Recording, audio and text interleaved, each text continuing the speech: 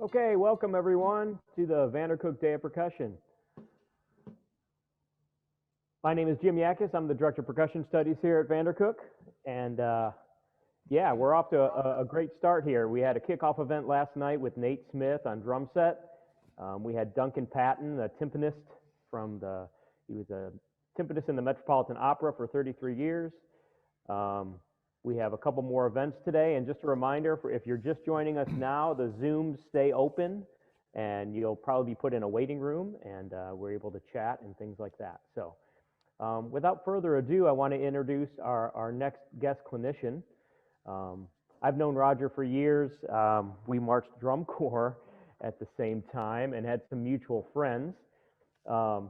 He's really involved in the marching arts at this point. He is the percussion caption head for the Bluecoats, and he's involved in a bunch of WGI stuff out in California, Broken City. If I'm forgetting anything, you want to list your high schools and everything like that, Roger, once we start talking, that's fine. But before you talk, let's have a Zoom round of applause for Roger Carter. Woo! The sound of one hand clapping. All right. All right, it's nice to be here, everybody. Really great to see such a big turnout too. It's certainly humbling to have so many people tune in and be interested to hear what I have to say and play. And it's certainly my pleasure to do so. Yeah, like Jim was saying, I've known him for quite a long time. Right around the we did march in the same drum corps, but we marched right about the same time. I think we both aged out in the same year even. So we're very close in age. And yeah, and then we actually worked together a little bit during my time at the Madison Scouts in the mid-2000s. And that was a great experience too. So I guess to start out, I'd like to maybe open up the floor. If anyone has any questions for me or anything like that, if you'd like to hear me, answer any things that have been perplexing you about how I do it or what I've played or the groups that I teach or work with, I'm all ears. And then after that, we can get to some drumming. I have a few handouts for everybody. A crazy eights exercise, kind of like a odd meter, a legato, 8 on the hand type exercise, a paradiddle exercise that we play at the Bluecoats, as well as a triplet roll variation exercise. Yeah, so, a couple quick housekeeping things, Roger, before we go. If you got questions, go ahead and put them in the chat.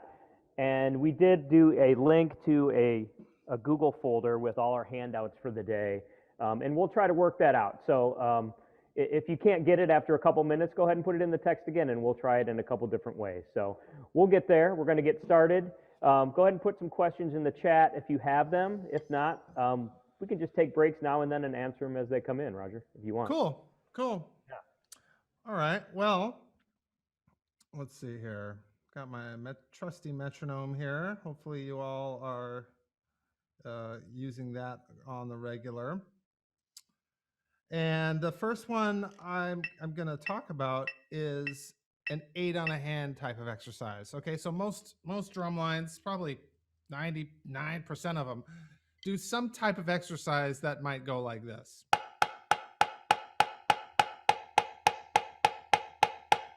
All right, 8 on a hand. And we want to use full strokes the entire time. So we don't want to inhibit the stick or stop its motion. We want to allow it to continually move throughout the entire length of time it has between notes. Right, so no matter how slow it is, usually you want to have that stick kind of flowing. I like to use that word. It needs to flow. All right, so left hand, same kind of thing, whether you're using match grip or traditional grip, it's really irrelevant in that we want the stick to flow. So we don't want to stop the stick with downstrokes. We want to make sure we're allowing that stick to flow. All right, so just for a quick warm up, let's play one that probably everybody knows. Let's play 8 on a hand. Just straight up 8, 8. And let's do a little variation, 8, 8, 16, 8, 8, 16, and release. So I'll start my metronome. Let's say 110. And here we go. 1, 2, 1, 2, 3, and 4, and 1.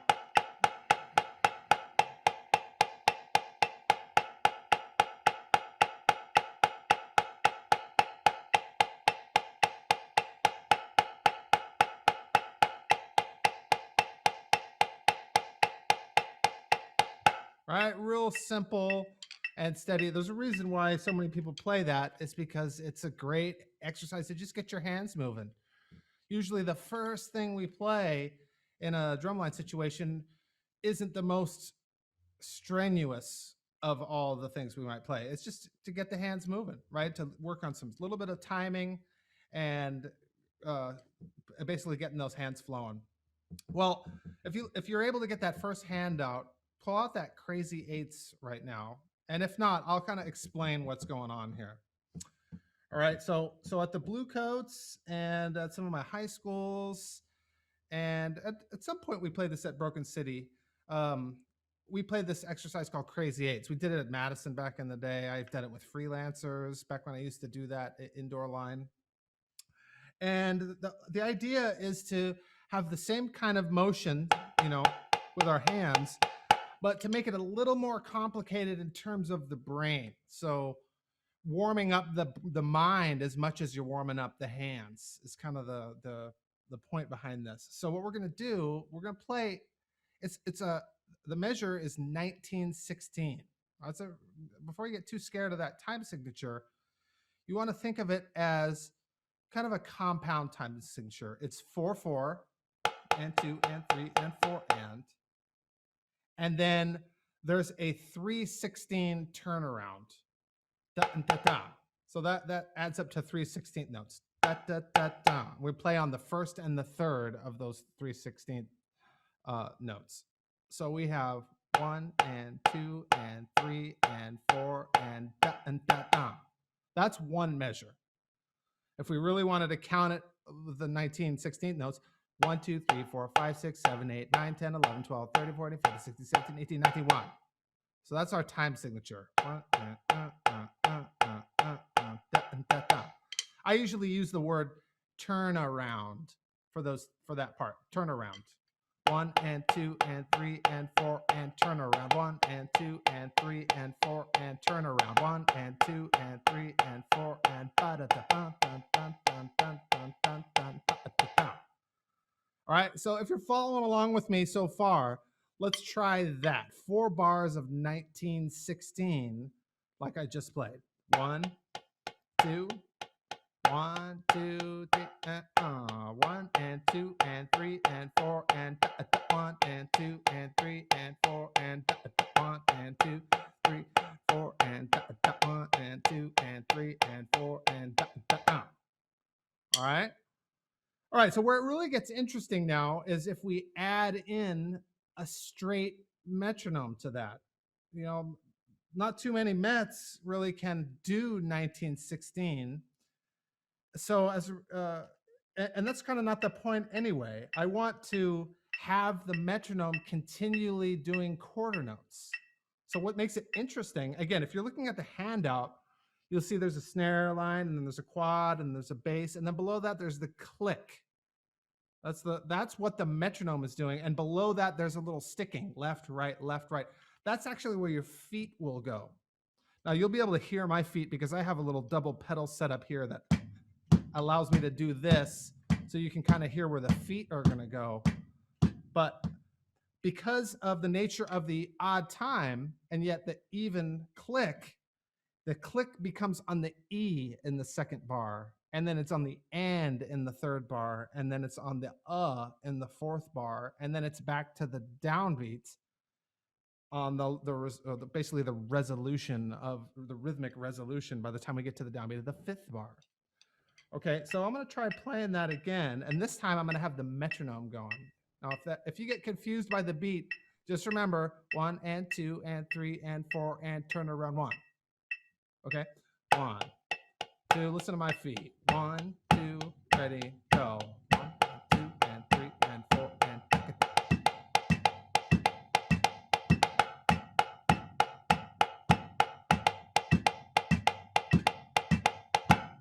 And if you got there with me, you'd be on the right foot at this point. Because each time, essentially it's like a 5/4 bar less 1/16 note. Right? So 5/4 would be 20/16, right? If we didn't reduce it. Well, this is 19/16. So this is 1/16 shy of a full 5/4 bar. And if we do that 4 times, 4/16 notes adds up to 1 count. So we're essentially 1 count short of what we would be if it was 4 bars of 5/4. And that puts us on the right foot at the end of that. All right, with that knowledge, let's try that again. 1, 2, and 1, 2, 3, and 1, and 2, and 3, and 4, and turn around. 1, and 3, and 3, and 4, and da, da, da, da, da, da, da, turn around.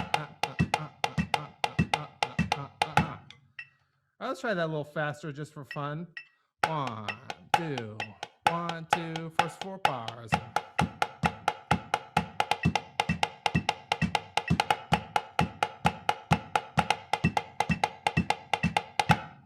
All right, so hopefully I'm not, blowing too many minds here with the odd meter.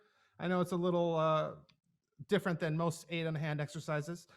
It gets a little more complex in the next part, but not really, just a little more. So there's an 11/16 bar, and you're thinking, oh no, there's all these time signature changes. 11/16, 19, 11/16, 19. Well, the 11 bar is essentially a bar of 2/4 plus that turnaround, whereas the 19 is a bar of 4/4 plus the turnaround. So a 19 bar is 1 and 2 and 3 and 4 and turnaround. The 11 bar is just 2/4 plus the turnaround. 1 and 2 and da, da, da. Let's try a bar of 11. 1 and 2 and da, da, da. 1, 2, ready, go. 1 and 2 and ba, ba, ba. 1, 2, ready, go. 1 and 2 and da, da, da. Jim, we can hear you. I don't know if you want to mute. 1, 2, ready, go. 1 and 2 and da, da, da. 1, 2, zap, da, da, da. 1 and 2 and da, da, da. Okay, so there's that 11 bar, followed by, on the left hand, is back to a 19 bar, 4/4 plus 3/16, and then another 11 bar, 2/4 plus 3/16, and then a 19 bar, 4/4 plus 3/16. So essentially, there's really only 2 different measures we're dealing with at this point. 19, 3 and 4 and da, da, da, or 11, 1 and 2 and da, da, da. Okay? So let's try from the 11, 19, 11, 19. That much. 1, no met. 2, 1, 2, 3, 4. 1 and 2 and da, da, 1 and 2 and 3 and 4 and da, da, 1 and 2 and da, da, 1 and 2 and 3 and 4 and da, da, da. And then the last measure is just a good old 4/4 bar. All right, so you've essentially run the circle of the beat displacement all the way around until you're back to 1 again, and it's almost like a celebratory bar. It's like, hooray, we've got to the end. We're playing now a straight 4/4 bar, and we're done with it. In a way, this exercise is kind of like the grid. Maybe some of you are familiar with something like where we play accents on each of the 4 partials, right? If I go 1E and a 2E and a 3E and a 4E and a 1E and a 2E and a 3E and a 4E and a 1E and a 2E and a 3, 4E and a 1E and a 2E and a 3E and a 4E and a 1. This exercise has a lot in common with that. It's just kind of taking it from a different perspective. Instead of moving the accent, we're shortening the bar, and effectively we're gridding the met instead of our accents. All right, so it's really, we're going to play this. We're on the downbeat, and now we're on the met is on the E. E, what E, what E, what E, what E.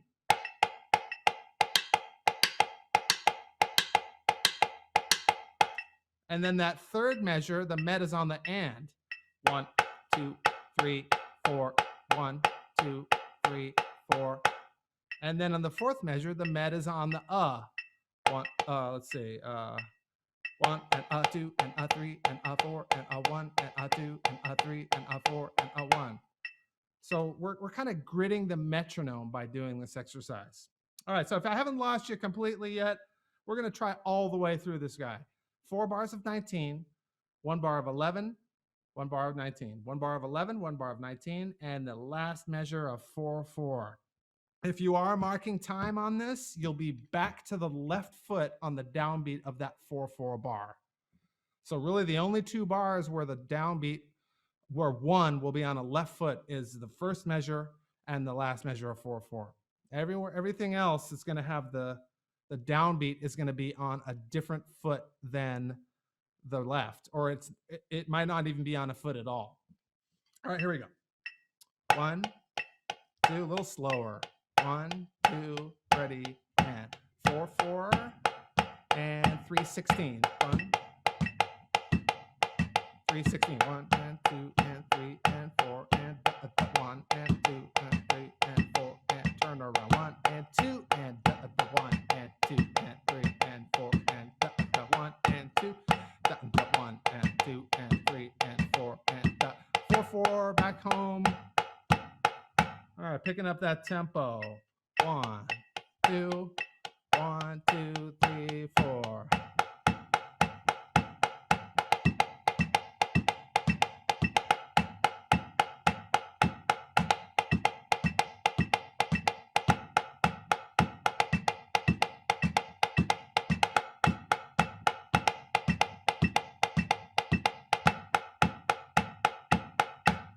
Cool. And what's great about this exercise too is that there's a lot of variations that we could do. This is essentially a skeleton or a framework for a lot of different variations. One of my favorites and simplest variations would be a triple stroke.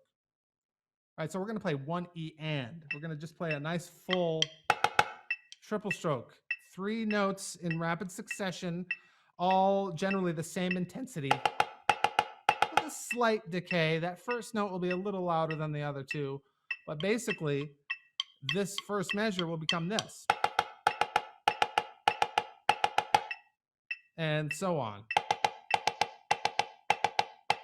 But remember, you'll be on the the met will be on the E, or it actually feels kind of like the hand is on the It's really, there's a lot of complexity behind this. So on the second measure, the click will be on the second note of the triple stroke.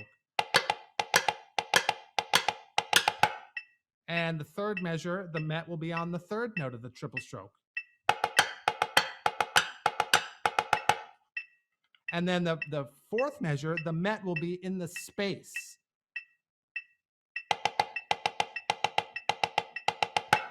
All right, let's see if we can follow along with that one. And I know it's not on the paper, but we're kind of using this structure to create some other exercises. So triple stroke crazy eights. 1, 2, 1 E and 2 E and 3 E and 4 E and 1 E and 2 E and 3 E and 4 E and 2 E and 3 E and 4 E and. Now 2, 4 and turn around. 4, 4, turn around. 2, 4.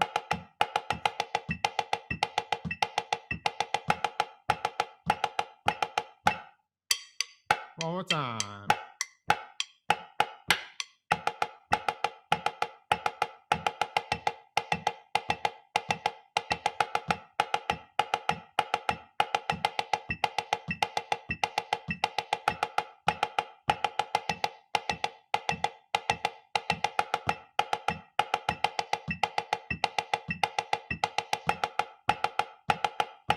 Before we put this one away, we'll do it one time up the tempo, 120.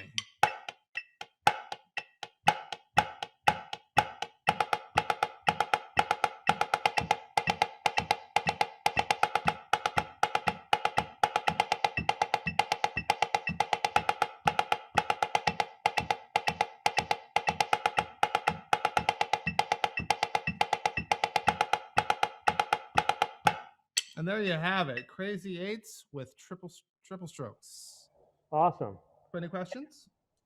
Actually, there might be some questions, but I just want to take a break and talk about.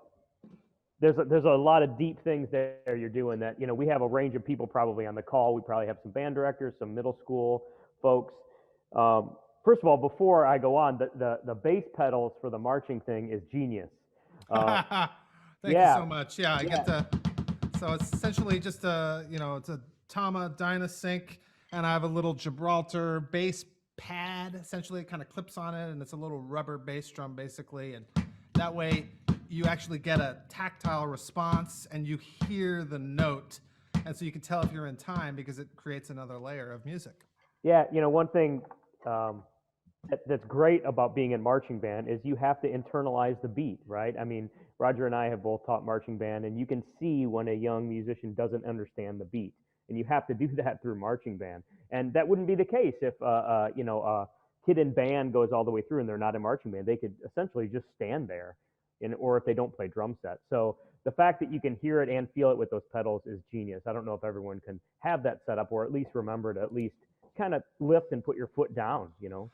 A good substitute. I mean, maybe not everybody has one, but a lot of percussionists do have a drum set of some kind, Mm-hmm. and you can do the same thing with just your left foot on the hi-hat and your right foot on the pedal, and then you'll just kind of like a tss, boom, tss, boom, tss, boom, and you kind of hear that rhythm. So maybe it's a little louder, obviously, and it might not be appropriate for rehearsing at 11 o'clock at night or anything, but you can somewhat replicate the sounds by using the tools that you might have. It's like a simple drum set. Yeah. The other thing I wanted to mention before we go on is, what you said about you have to use your brain right away on this exercise that you started with it. And I think good fundamental exercises have something to do with your brain and your hands. If it's not doing both of those, it's not efficient. Because we have so much to do as percussionists. You have to be efficient in everything you do. So I thought that was excellent. I appreciate that. Yeah, that's sort of my whole philosophy about playing the drums too, is that I want to challenge your mind as much as your hands, right? And not making it just a purely physical experience where we're just displaying a display of chops and athleticism, but I want to think, more on the intellectual side of rhythm and structure and phrasing and such. And I think this is just one such way to do that. I remember seeing an old Tom Float interview, who you know well, and they were, I think it was a Vic Firth interview, actually with Vic Firth. I think it's that one, and he said something that was really great, and I still use that. He always taught his drum lines to have the smartest hands. I loved that phrase. It's a great comment. They weren't the fastest or they weren't the loudest, but they were the smartest. And I think he was one of the first ones to incorporate that grid stuff. That just to sum it up again for the music educators, what Roger's doing with the metronome, it's a common thing we do as percussionists. Is you play with the metronome placement or turn off certain beats, and you play around kind of your cognition with where the beat is, and it just solidifies your foundation of timekeeping. So. Awesome. Cool. I'm going to quit talking. I'm super excited. So let's drum. No problem. All right. So we'll put that one away for a little while. That was Crazy Eights. So feel free to experiment with that one and play with it. Another one. Let's do the one with the rolls. It's called Triplet rolls. You should have that. And if you don't have it, it won't be too hard to learn. Okay. It won't be too hard to learn at all. So many percussion ensembles, marching percussion ensembles, batteries in particular, do an exercise called short, short, long. Okay, and that's just simply 2 counts of 8th note triplets, and then 2 counts of roll, whether it's open roll or a buzz or whatever it is. I like to use 4 and 4. It's the same kind of idea, but now we're going to do 1, 2, 3, 4, 1, 2, 3, 4. We're going to do that twice. All right, so I'll set my metronome here at, let's just do 120. 1, 2, 3, 4. 1, 2, 3, 4. 1, 2, 3, 4. 1, 2, 3, 4. We're going to play all that at piano, or I guess a marching application of piano, which may be a little louder than a symphonic application, but typically I try to talk in terms of volume rather than in heights. It's just sort of the way I like to approach music from a marching perspective. Instead of saying 3 inches, I just say piano. And that's generally playing at the level of the fulcrum, not above it or below it, but just kind of right at the level. All right, so let's just do those first 2 bars, 4 bars rather. Bar of triplet 8th notes, 8th note triplets, a bar of buzz 8th note triplets, and then repeat. 1, 2, 1, 2, 3. All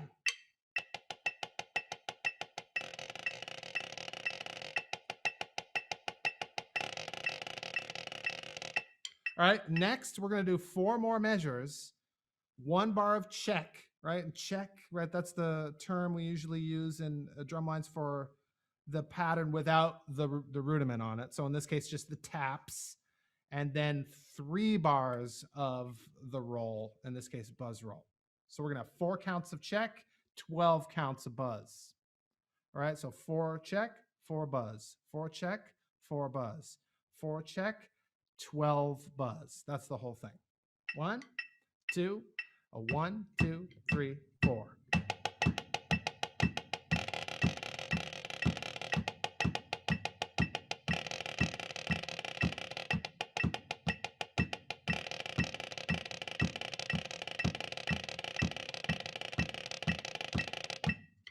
And there you have it.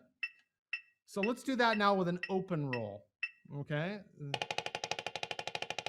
We're going to try to control that low end roll and try to make it as seamless as possible.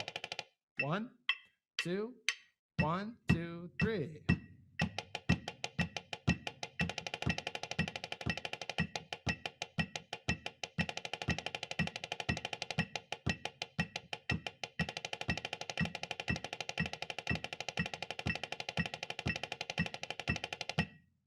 All right, and I like that exercise because it gives you an opportunity to really sustain the roll for a long period of time, not just 2 or 4 counts, but really holding that for quite a while, and giving your ears a chance to listen to the sound and the rhythm that you're producing, and really do everything you can to make that as even as seamless as you can. All right, let's take that tempo up a little bit. We're going to go to 140. We're still going to leave it at the piano level. 1, 2, 1, 2, 3, 4.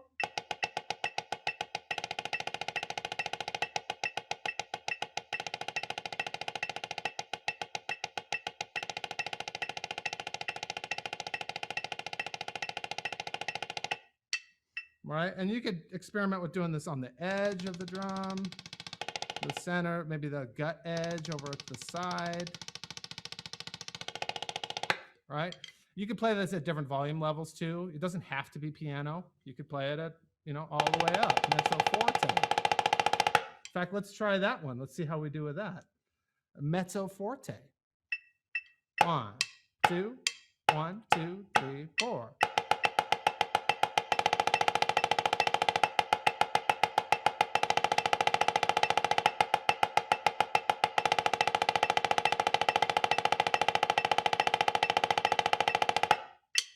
Okay, yeah. So play with the volume levels that you utilize. Some of the variations in this one, I like to really clarify the relationship between the attack of a tap roll. Of course, a tap roll is when we don't diddle the first note and we accent it, right? Well, the number one thing that usually goes wrong when trying to play this together in a marching ensemble is that first double stroke, that first diddle. So as a result, I utilize this variation where we only play that first double stroke. So 1, 2, 3, 4. 1, 2, 3, 4. Let's see, what variation is that? I believe that's the third one. Let me make sure. Triplet rolls. Yeah, third variation. So it's marked as measure 21 here in the page if you have it. But it's the same structure. But we're going to do on the bar with the roll, and then leave out the accent on the downbeat of the check. So a non-accented check pattern, 1, 2, 3, 4, and then we're going to accent 1 and 3 and diddle the second partial of 1 and the second partial of 3. Let's see if you follow along with me on that one. Variation 3. 1, 2, 1, 2, 3, 4.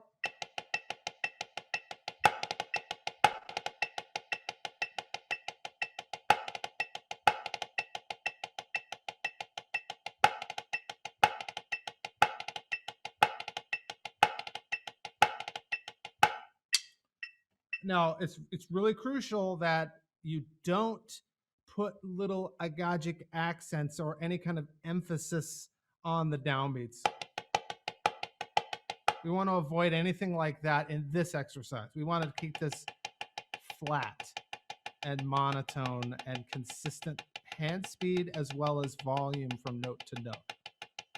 Right, so when we're playing that, we want to make that sort of like a framework to then add embellishments.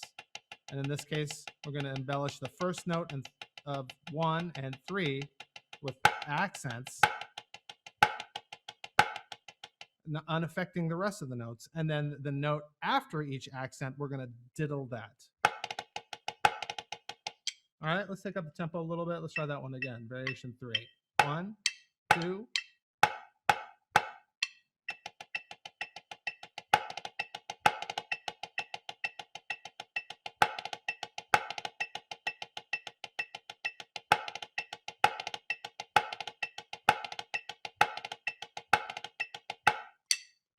Yeah. Anything, Jim? Yeah, we got a couple questions coming in. Sure. If you want to take a break, we have one of the VanderCook students here, Kyle Singer. You want to unmute Kyle and ask your question? Yeah, I had a question about when dealing with like beginning drum lines or intermediate drum lines. The biggest thing I've encountered is trying to avoid that popcorn sound between all the players in the line, specifically when they're playing doubles and open stroke rolls. So what are other suggestions that you have that can help deal with getting rid of that popcorn sound where they're not all together playing all at once? I'm glad you defined that, because for a moment I was like, okay, what, is he talking about dirt? And yeah, basically popcorn when they're not together. Yeah. Well, that's the $1 million question, isn't it? I mean, that's what it's all about when we're talking about in a marching ensemble, is playing clean together. So I think playing clean is essentially a byproduct of other things. If you just say, come on, play clean. No, that wasn't clean, try it again. You're not really giving them the tools that they need to succeed. And for me, the approach that I like to take with an ensemble, let's just say a snare line, for example. Back in the day, decades ago, we talked about just listening in and playing with what you hear from the center snare. And while that's not inherently a bad philosophy, I find that it has some limitations when we talk about dealing with physical distances. In a modern marching ensemble, we're not usually right next to one another in a straight line. There's people in the front, in the back, on the sides, so the spatial relationships are much more complicated these days. And so what it really comes down to, in my experience, is every player playing with an accurate rhythmic interpretation and balanced dynamic levels. So if everyone is playing in time and everyone is playing the same volume level on their accents and their non-accents, and they just do it at the same time, it's going to be clean. So playing clean has become, essentially, it's a byproduct of accuracy, right? So if every player is playing a correct rhythmic interpretation, let's just use that last thing we were playing, and everybody is doing that together and has a good concept of what it means to play in tempo, and is balancing their accents and their taps to the same intensity, you're going to have a really strong chance of being clean right away. So try to think of playing clean is more of what happens when we play with rhythmic accuracy and dynamic balance. All right. So that's not to say that you close your ears off completely, because, you know, we have to have a certain level of awareness among what's going on with the rest of the ensemble. But that's what I do at the Blue Coats when we're talking about playing at, you know, really high level rhythms and you know, physical demands. Is everybody plays accurately with a unified balance level. Think of it as everyone is a soloist. You know, imagine if we had, let's just say we have 8 snares. You know, maybe your ensemble doesn't have that many, but let's just say we do. And we have each one individually mic'd, just again, hypothetically. And so we had it all piping through a mixing board, and every snare drummer was on their own channel.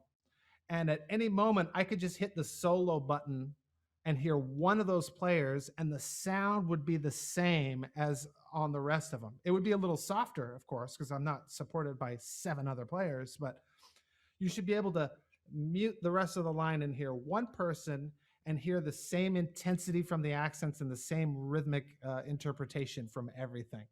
Yeah, can I piggyback on it? That's hugely important. I think a lot of beginning teachers for drumline forget to have kids play by themselves.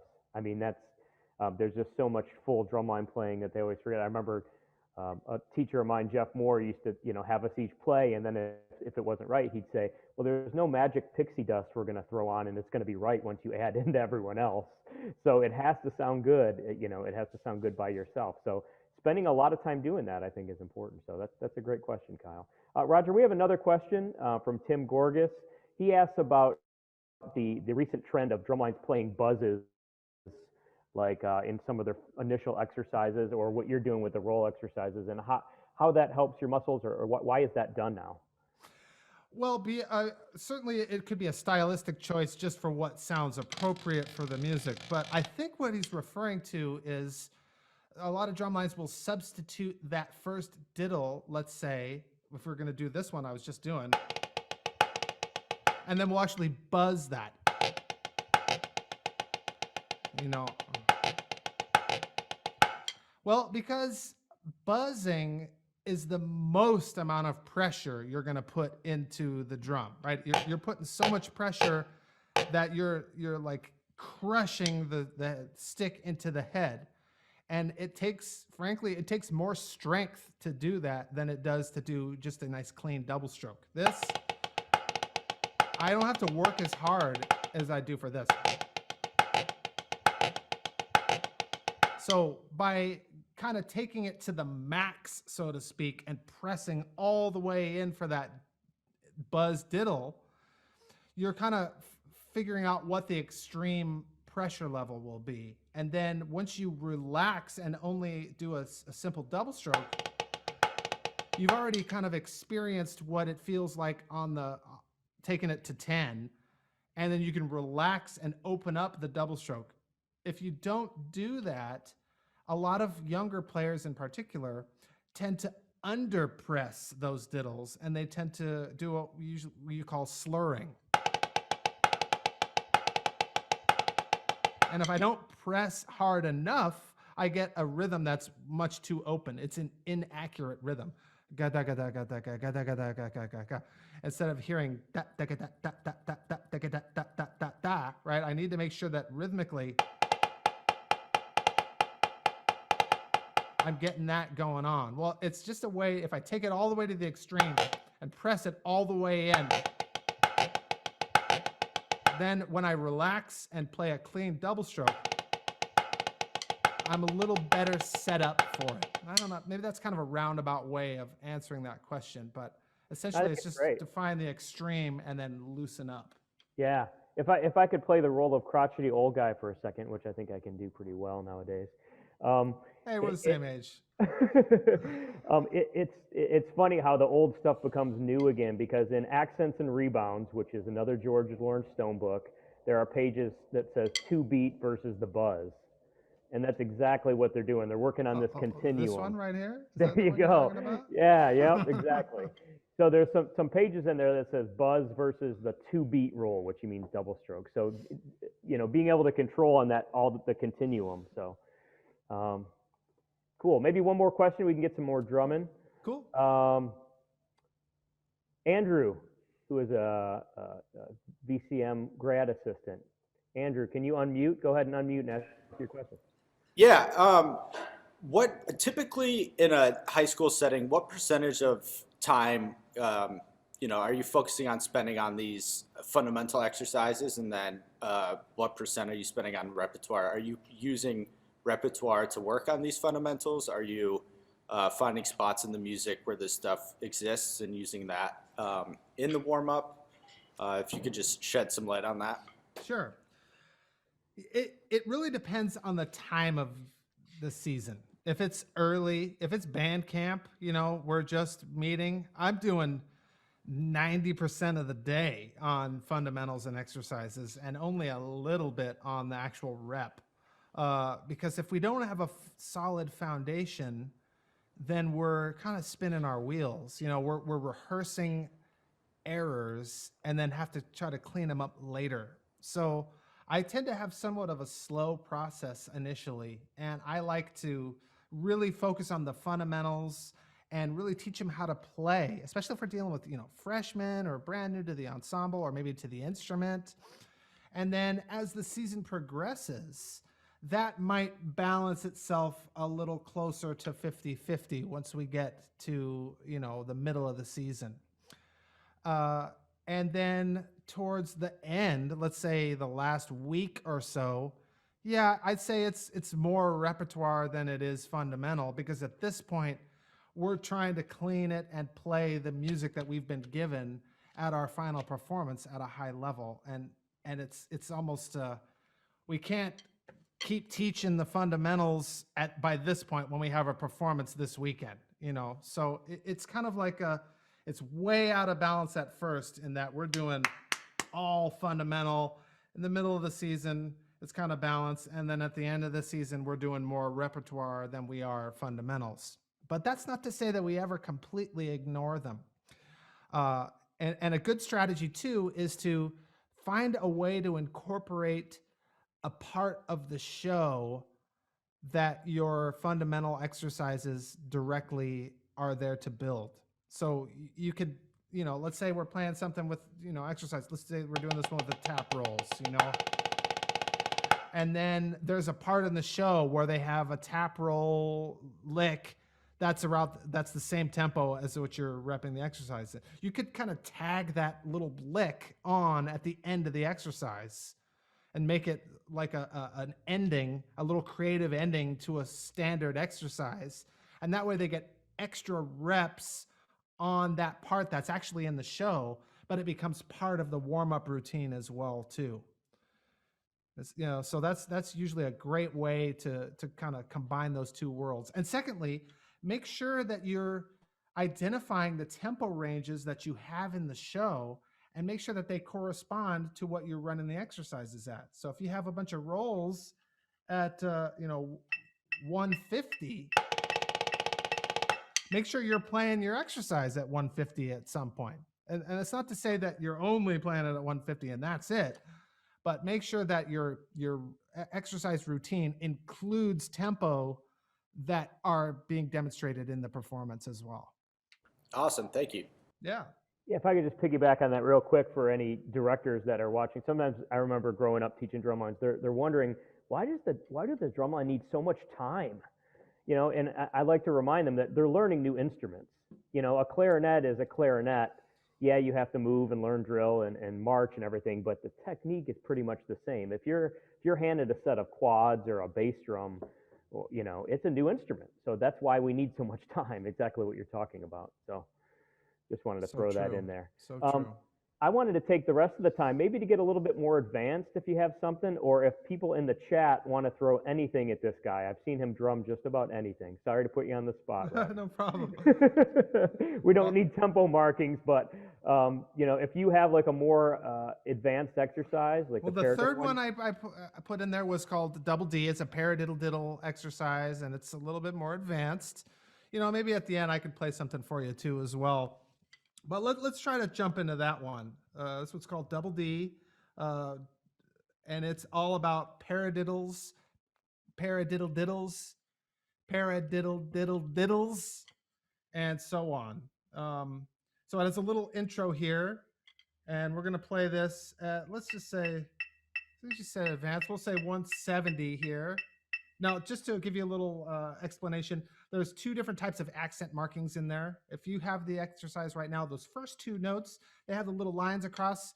Refer to those as tenuto accents.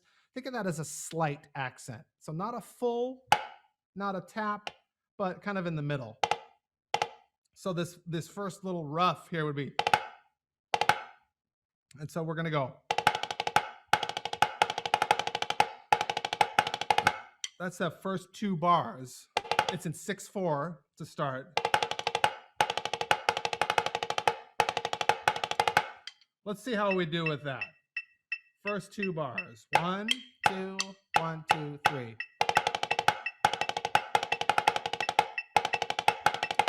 Notice that and a 2 and a 3 spacing. 1 and a 2 and 3 and.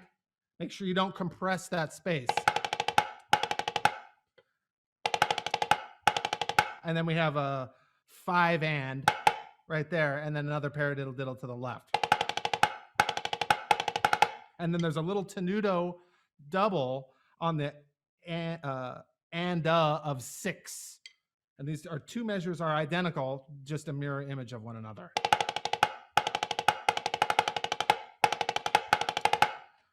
One, two, 1, 2, 3.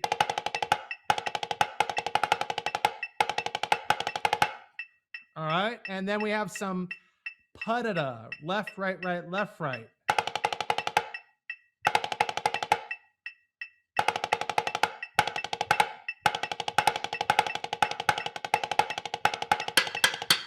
All right, and that's the whole intro there. So I know we're kind of running out of time, so hopefully you got a copy of this and you can work on it yourself. But I'm going to go ahead and play that entire intro all the way to measure 9. 1, 2, 1, 2, 3.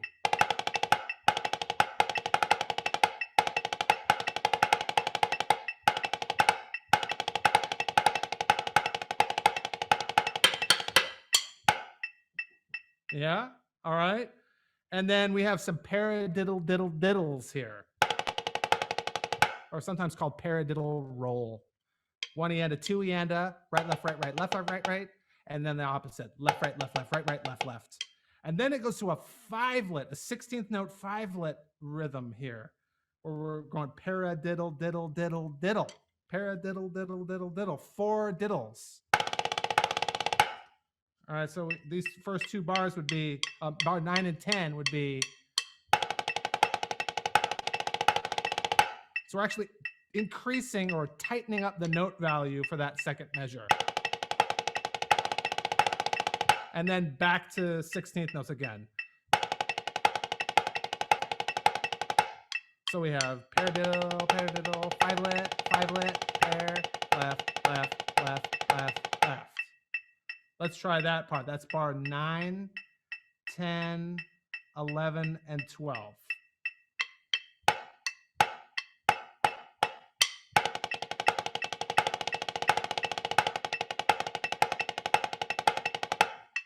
And then the next 4 bars are the same thing, just off the left.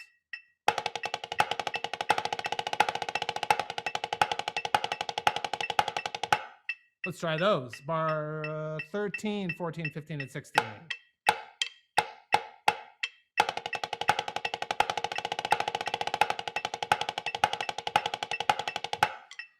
So I'm not really spending a lot of time explaining those 5-lits in there, but you just need to tighten up and put a little bit more pressure, and we're just essentially squeezing in 20 notes where we would put 16 notes before, right? A 5-note per count, 5, 10, 15, 20, instead of 4, 8, 12, 16. So it's a little bit more dense right there.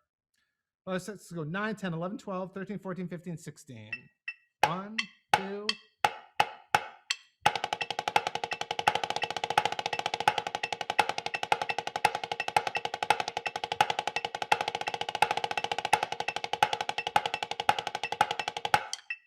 Yeah.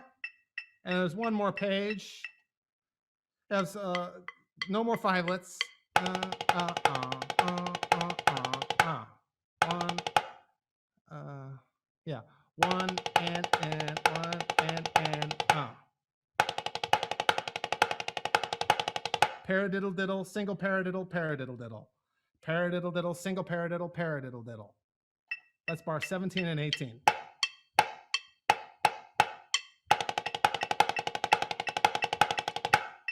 And then 19 and 20 is 3 single paradiddles and a paradiddle diddle. 2 single paradiddles and a paradiddle diddle. Sounds like this.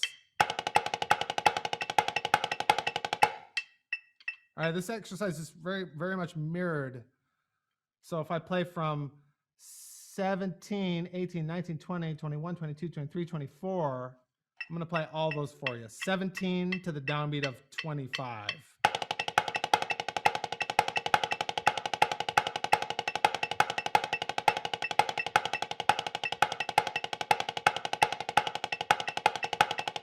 Now notice as I play that, it's very clear where my accents are and where my non-accents are. I'm going to call that forte to piano. You know, some drum lines will say that's 12 to 3. I actually greatly disagree with that, because if you pull out a ruler, this is way higher than 12 inches. So I in my line, I don't use that terminology because it drives me crazy. It's more like what people call 12 is more like 15, and what people call 15 is more like 18. I mean, the stick is 17 inches long to begin with, and to call that 15 to me is just ludicrous. So years ago, I stopped using that terminology for the most part, and I just like to talk about dynamic levels. Piano, mezzo piano, mezzo forte, forte, fortissimo, instead of 3, 6, 9, 12, 15. Not that it's wrong, it's just, to me, it's too inconsistent. And then when we get to jumping back to the exercise, from 25 to the end is kind of like a reprise of the intro.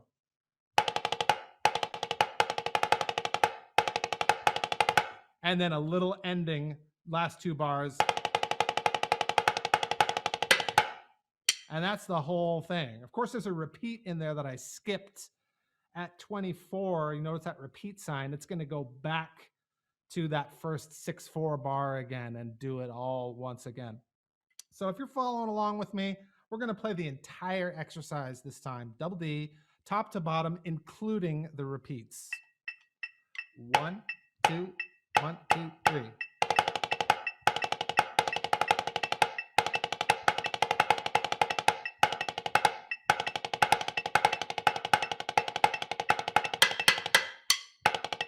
Fivelets.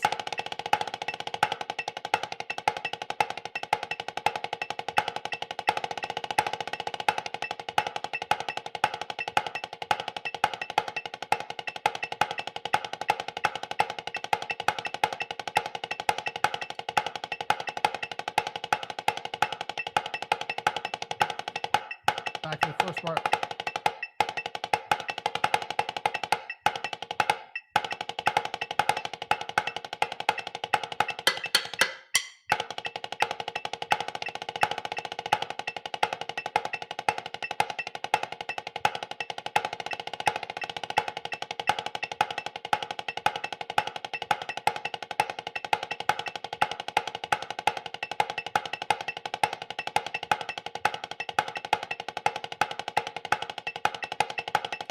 Ending.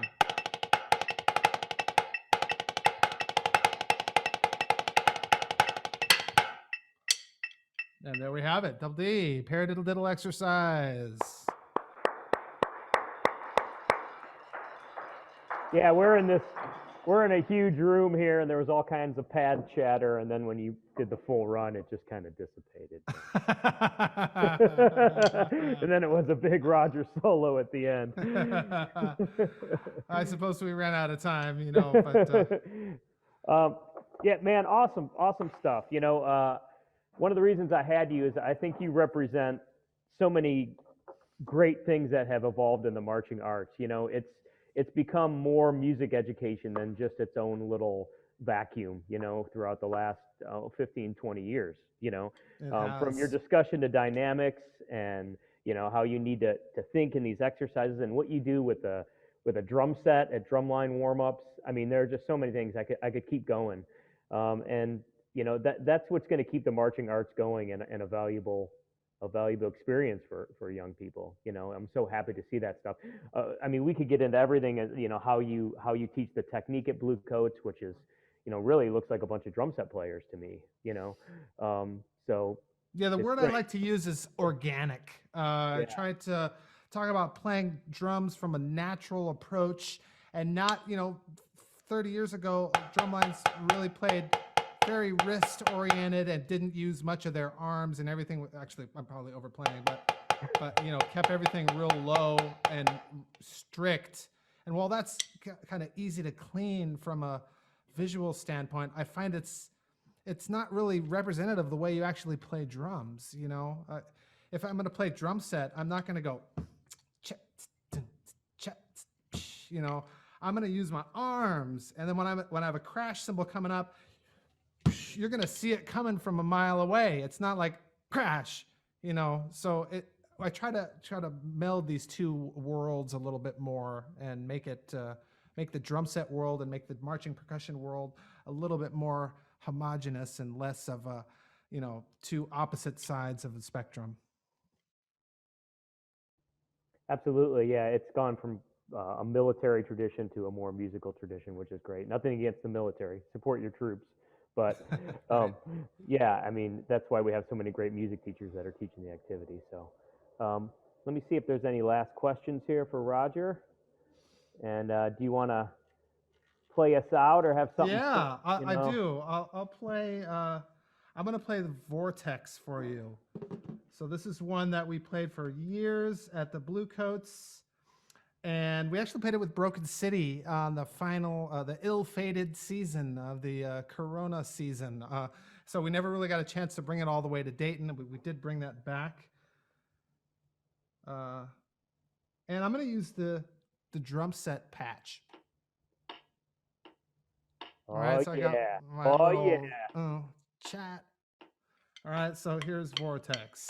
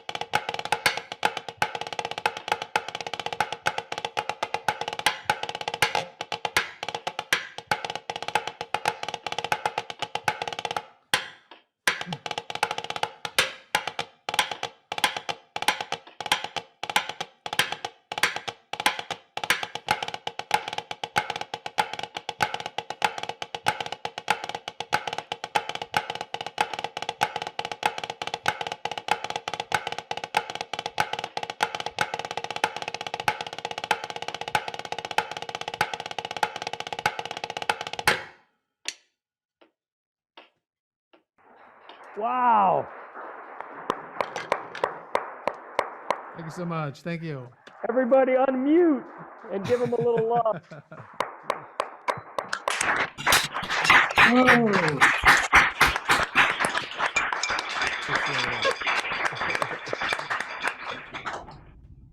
Great to Thunderous applause, right? I see that. Nice It's comment. great to hear sound people clapping, right, on Zoom. It's so weird to talk to people and you get no response. But that's awesome. I'm glad those things still exist in the drumline world, kind of the standalone pieces. And those used to be street beats, cadences, and on the line warm-ups. Remember those days? Oh, yeah. But yeah, that's great. Roger, thank you so much. Consummate musician, just happens to be in the martial arts. Are you in martial arts too? Marching arts. So not too much. thanks so much. Let's give him one more hand, please. Thank you, Roger. Appreciate it so much.